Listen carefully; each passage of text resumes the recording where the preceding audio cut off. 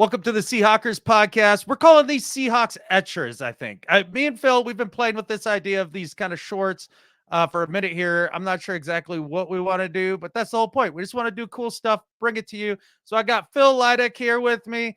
He is the host and creator of What If on the Seahawkers Podcast Network. Awesome dude. Happy to have him here. Phil, what do we got going today? Well, we're going to just talk briefly about our rookies. I think we kind of combined the things we were thinking as we got here to this quarter point of the season, what we know, what we think we know, and what we're going to find out. And you assigned rookies to that. And so that's where we're going. Yeah, I think here at about the quarter pole, it's a cool time to take our first snapshot at how the rookies are doing. So, Phil, we're going to go a little deeper, not just the drafted rookies, but let's start with everybody's favorite. More Bobo, please. Tell me a little bit about what you know, what you think you know about Bobo, and what we're about to find out. Okay. Well, what we know about Bobo is he's a cool dude and he's fun to have on the team. Uh, we Yes. We also know that he can play in this league. He can absolutely play. I love his blocking. If I was going to say one thing more than the touchdown, I love his blocking. And what I think is he can be a real starter in the league. And so I want to hold on to him.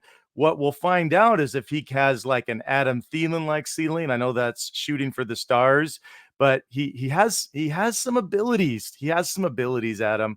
And so for Bobo, there's a lot to look forward to. But either way, I think we got a good player here. Well, did you have anything to say about Bobo before we move to the next guy?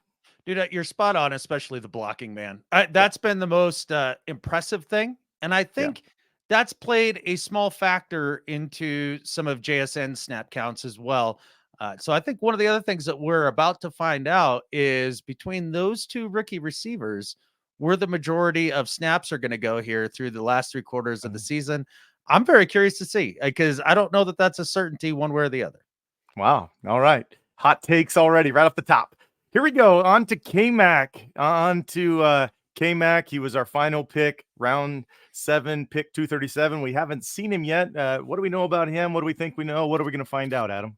Well, we know he looked good in practice. We know that he got his knee hurt at the mock game that I went to, so that feels like my fault. I'm sorry. And we also know that he's going to be back a little sooner rather than later here in the next couple weeks, according to Pete. And he's going to be a great addition to the running back room. I guess what we're about to find out is whether or not the DJ Dallas touches end up turning into Kenny McIntosh touches. Yeah. I'm glad to have him. You can't have really. It's a good setup for running backs because they're bound to have some injuries, whether we like it or not. One of those three guys is going to get nicked here and there. And K-Mac kind of seems like the guy that could fill it anywhere. And I hope he has a little special sauce from his own style that he's going to bring. For sure. And I dig the idea of that full complement of running backs there. So that brings us to our 6th round pick here with Jerick Reed, the safety from New Mexico. What do you know? What do you think you know? What are you about to find out? What I know, Adam, is he is a good special teams player. He's leading our team by more than double on tackles, had a rocket hit. So I know that he will forever be a good special teams player as long as he's able to be healthy and be on the field. What I think I know is that he could be a solid backup at safety. I think I know that. What we'll find out is if he could ever be more than that. And it's fine if he's not. At that level, it's already great value. Yeah, How about for you, Adam? sure. And I think all of our highest hopes is that he was going to be a great special teams contributor, mainly because we're so loaded at safety. And I think that's all you can ask for out of Jerick Reed to this point. And a great guy, a great addition, great depth piece. Okay, you're up next here with Olu, right? Olu Oluwatimi, our center out of Michigan, round 5, pick 154. What do you know, think you know, and what are we going to find out about Olu, Adam? Well, what we know is that when he steps in at the center position in place of Evan Brown, the offense doesn't look that much different. And that's exactly what you want to see out of a center on your offensive line, especially out of a rookie. Yeah. The idea that it's a little seamless. I like that. I like that a lot. What I think I know is that Evan Brown's been pretty damn good, and it's going to be really difficult for Olu to see the field just because of how consistent Brown has been. You hear Pete rave about his communication. And then what we're about to find out is, well, if Evan Brown continues to play like this, does that short-term contract for him turn into a long-term one and we see Olu ride the bench a lot longer? I don't know. I think he's a treasure to have either way. He's an absolute Yes, treasure to have. And the fact that he can play and look like he totally knows what he's doing, just jumping in, awesome steal where we got him. Great future either way. And then Evan's versatility just makes Olu that much more important to this team. for sure. All right, so you're up here, fellow Michiganderin. I think that's how you say it. If not, Yeah. well, too bad. Mike Morris out of Michigan. Hard On telling, not knowing. I'll give you one of yeah, those, Adam. yeah, it's a hard tell not knowing. That's what thinking about to find out. I was actually answering the Michigander thing, hard telling, not knowing, but I guess Oh, it fits perfectly with Mike Mo. He actually was one of our best players against the Rams. I thought he looked good out there on the line, and then that was all we got to see. So, what I think I know is that he can be a solid rotational piece. What we'll find out is if he can be more than that, but unfortunately, we won't find out till next year.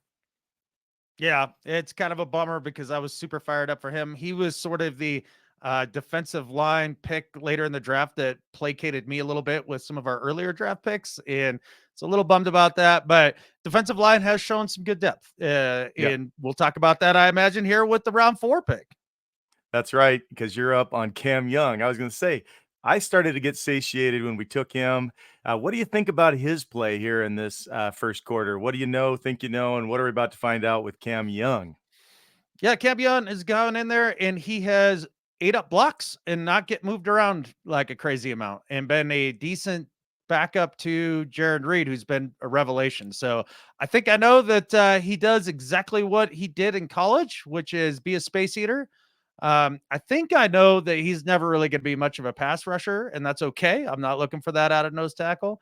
Yeah. And what we're about to find out is, unfortunately, I think it's going to be difficult for Jerick Reed to play at this level healthy.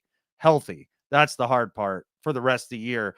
We may find out early here or, later on in the season here that exactly what Cam Young brings to the table and if we should have done more up front at the nose tackle spot.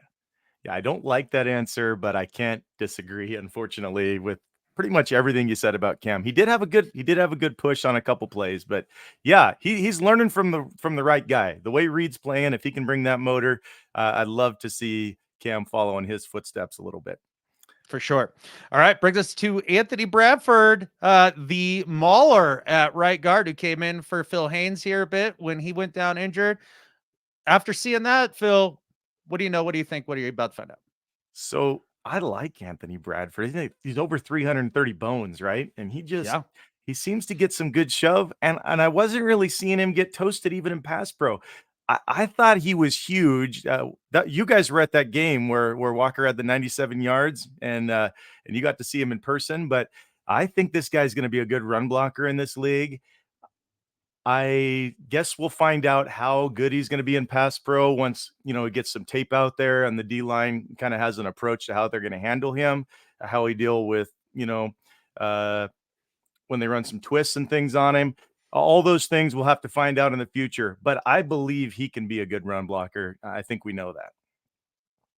Yeah, he's got Breno Giacomini energy, man. Like that whole I'm gonna go down the field and just pancake the hell out of a few dudes. I love it. I love it. And if there's anybody on the planet that I have confidence in from a coaching level in terms of getting raw guys developed and bring them up to a competent state, it's Andy Dickerson, man. He's been Yeah. doing magic with this offensive line. And Bradford held his own when he came in there. And honestly, I've never been the biggest Phil Haynes guy. So I'm kind of looking forward to Bradford maybe taking a bit more of the reins there. Well, Haynes is rated out well. Take those for what it's worth, but he's had a really good season as well. I Sure. just love our depth, and I think Dickerson. I mean, he right now he's close to my MVP for the season. I got to go with that.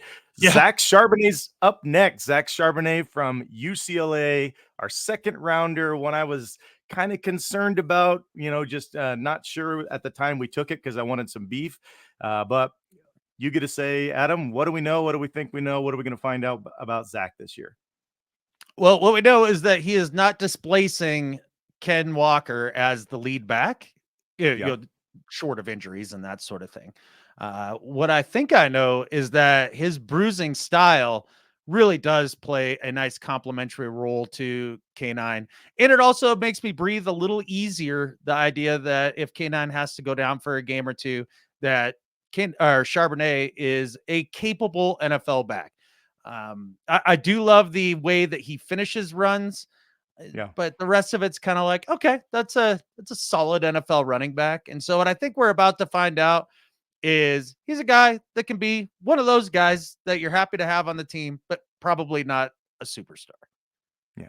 I've liked his pass pro because we didn't know much Yeah. about it from college. It's been pretty good. I'd like to see him catch some balls because if he could be one of those third down guys. And Clinton had a cool thought on the what if.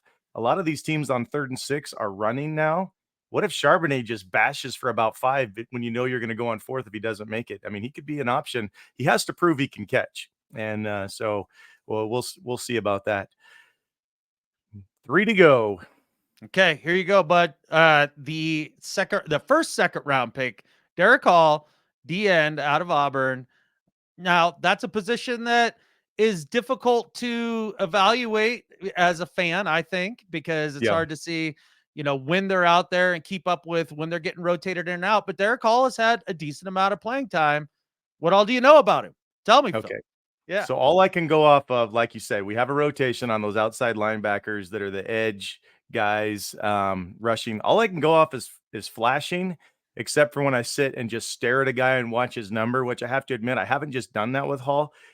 But I haven't really seen him flash like I have with the other outside linebackers. I think he's doing fine. I haven't been annoyed with him giving up the edge. In fact, none of our outside linebackers have been getting up the edge this year. That's been something I was really excited about this year and hoping for, and they've come through there. So as part of the group, sure. Also, he's a rookie. And so what I think I know is that he's a rookie pass rusher. And typically, unless they're one of those top 10 draft picks, they don't flash a lot the first year. So that's fine. So we'll find out if this is a good pick. We still don't know if it's a good top of the second round pick yet. We will find that out. He's getting his opportunities. Yeah, it turns out that he's been pretty good in the pass game and not quite as good against the run if you believe the PFF stuff. Now, the thing about it Okay. is for me, I haven't noticed a big difference when it's him or Mafe or Nuosu out on the edge. And Yeah. I think that's a big credit to Derek Hall. And he's had 7 pressures. But you're right. One of those picks between Charbonnet, Hall, and the next one, JSN, that I think we're kind of maybe the most controversial of the draft. Sure. Okay. And this is the one you were really hoping to talk about, Adam, as we got this show ready. So it's all yours. Jaxon Smith-Njigba. What do we know, if we know anything? What do we think we know, and what are we going to find out? Well, I had a lot of mixed feelings about this when we were getting ready to talk about it. And I do know one of the things I do know is that I was told he's better than Chris Olave. I was told that he's better than Garrett Wilson. I was told this guy's a yak monster. I was told this guy's always open. Yeah. And now what I know is that he's had 12 receptions in 4 games. And he's been playing through the broken hand. I get it. Yeah. But my biggest fear, and this is what I think I know, was with this draft pick. 'Cause I wanted some beef at that pick, man. Like, Yeah. I'd have been cool with Mozzie. I'd have been cool with Keanu Benton. Like, one of those 2 guys, either for the JSN pick or for Hall. That's what I wanted to have happen there, or even Charbonnet, whoever he had after that. But that was my concern, is that you draft this receiver. It feels like a luxury pick. And the Seahawks, what I think I know is we don't do diddly crap with slot receivers. We just don't. And you look at the way that Pete's been using a bunch of smoke screens, tunnel screens. He's dropped a couple 3rd down balls. His average depth of targets, like, 3.3. shorter than my mom's. Yeah. Like, it's just, it doesn't look good out there. Yeah. Now, I think what we're about to find out is if this is more a function of the offensive line playing a lot of backups because of the injuries and struggling a little bit in pass pro, and Gino having to be more reliant on DK and Tyler as guys that he feels super solid with to get the ball out quickly and keep the chains moving. Because if you go back and you really watch it, JSN is open quite a bit. Yeah. Gino's turning down throws to him. Either that or he's not able to get to him in the progressions, because I don't know how Gino's supposed to be reading these plays out, but I think there's definitely room to grow there. I don't think it's time to be worried about bust status or anything, but I am concerned about the idea of the wide receiver 3 being such a critical part of this offense, because I just don't think that's going to be in Pete's DNA. Yeah. I hear where you're coming from. I don't think, but the interesting part, I don't think we've missed Mozzie. I feel like our interior Yeah, D line has been better than we thought. I'm missing JSN to do what I wanted him to do, which is to make us better on third down. yeah, And I think Gino and him need to go to 7-Eleven and see their two numbers there and realize you can eat all night if they would get on the menu together. Really, yeah. some of those mid crossers, just find the range, at least on third down. Just let that be his specialty because Gino needs to improve. And I think JSN can be great at it. What I don't know is if he's going to get his hand thingamadoozle off here after the bye week, but I'm hoping Mhm. that's coming soon. And I'm hoping that he and Gino can get to where they start sharing a mind because we're going to need him. And whether it's this year or not, we're definitely going to need him as Tyler gets up in age. That was my other big reason of wanting him. But this year, third down on offense has to improve. I mean, I'm mad about the third down defense, but the third down offense, if we can get that to just middle level, we're going to have a top 3 offense in this league, top 4 offense in this league. It's only third down holding us back. And so I guess we're going to find that out. We're going to find out if Gino and JSN, and really it's as much to do with our play caller as anything, maybe, if we can handle it. And there could be wisdom in it. I mean, our offense is going okay. We've needed all the help on the tackles. We got another really tough outside pass rushers coming this week, so we're still probably going to need some help with the tackles. But yeah, it's tough to be as excited as I hoped we would already, but I'm reminded he's a rookie. Yep, he's a rookie. It is early. I'm not panicking yet. I just didn't love the pick to begin with. Got lambasted for it at the time. Right now, I'm still not loving it because sure, we haven't quite needed Mozzie because Jerick Reed's been so good. Mario Edwards has been so good. Draymond's been fine, right? Like the interior defensive line improvements have helped. But I am worried about the depth there. And I think Yeah. that's where this year, I think one of those defensive tackles would have been the better pick. But time will tell. It may end up being that JSN is the better pick over the next 5 with Tyler eventually aging out and all that stuff. So I guess we will see. But you talked about third downs and defensive third downs. I think there's a dude that is not only currently helping with that, but going to continue to. The number 5 pick, Devon Witherspoon, dude. This is a fun one to talk about. You know a lot about this, I think, Phil. I think we all know a lot about this pick at this point. We all know a lot about Devon Witherspoon. He's played 3 games, and boy, has it changed the trajectory of our season. And then with him and Reek out there together, and it looks like Trey's coming back this week. This is what I've been waiting to see. Trey um, on one side, Reek on the other. Hopefully, Devon there in the slot.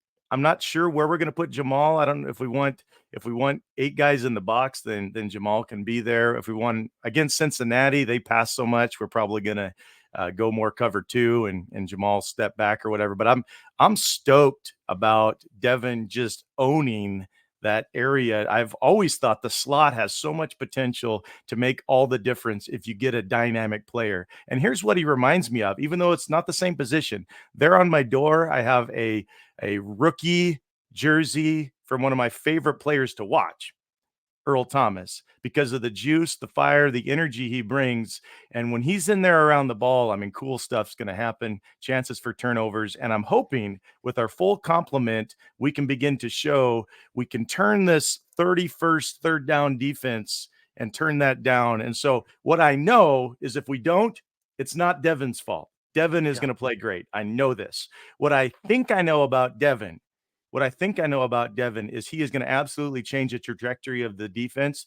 The only thing that could get in the way is if he just beats himself to a pulp, like the other guy whose jersey I'm wearing, Mr. Kenny Easley, who just beat the fire out of himself. But as long as he's able to stay healthy, the guy is going to make a difference. And so we're going to find out just how much of a difference. It's not whether he's going to make a difference, Adam. It's how much of a difference he's going to make for our defense. Yeah, it's going to be really fun to watch and talk about a little bit of how do you fit all those dudes on the field at once. And I don't mind the idea of playing a lot more single high with Jamal down in the box when you have 2 guys that whether you put Spoon in the nickel or you put him on the outside, it sounds like Pete's pretty cool with wherever it is that they want to put him any given week. And you got 2 guys that are lockdown corners on the outside, you can afford to play single high because they don't need all that help from the second safety to be sure to not give up explosives. We haven't heard Reek's name much this entire year.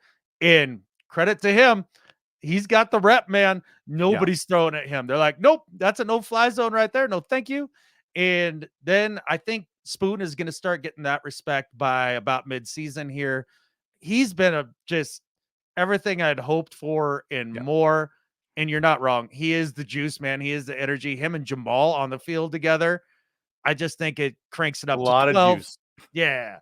And you're not wrong. I think there's no way that you can really regress from that 31st in the league at third down with Spoon, Jamal, and Reek out there. I think sky's the limit. I think this defense could get real good real fast. Yeah, no doubt. Yeah, it's a great draft class. And last year's draft class was a really good one. It was considered to be overall by league standards, poor draft class, the 2022 draft. And Yeah. yet we have stars all over on our team, or at least solid contributors all over our team from that draft. Seems like it might be a good class. What I know about it, it's making our team better. What I think I know is it's gonna combine with the last one and be a very good combination for our future. What we'll find out is if Jaxon can be the one to just take this to an otherworldly level, or it's just going to be a really good class. Yeah. And I'm not out on Jaxon. It's doable. He could absolutely get there. And I think that there's things to see on tape that to give you some optimism for sure, but a little bit of concern at this point, I think is warranted. But you're not wrong, man. These last two draft classes have been killer. And it's going to be fun to watch how this unfolds against the Bengals. Now, I know you've got our regular preview show this week, the What If show, Phil. What day is that coming out? And is it already in the can? It's in the can. That's up to Clinton when he's going to Okay. fix it all up and put all the bows and ribbons on it. But I think it might actually come out tonight during the super boring Thursday night football game. I think that might be when the premiere comes out. So it'll be in your ears by Friday morning, I'm sure.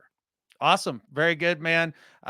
If you like this sort of thing, guys, be sure to hit like, subscribe, do all the things. I know it's annoying, but we really appreciate it. It is helping. Thank you so much. And I think with that, there's only one thing left to say. go Hawks. Go Hawks.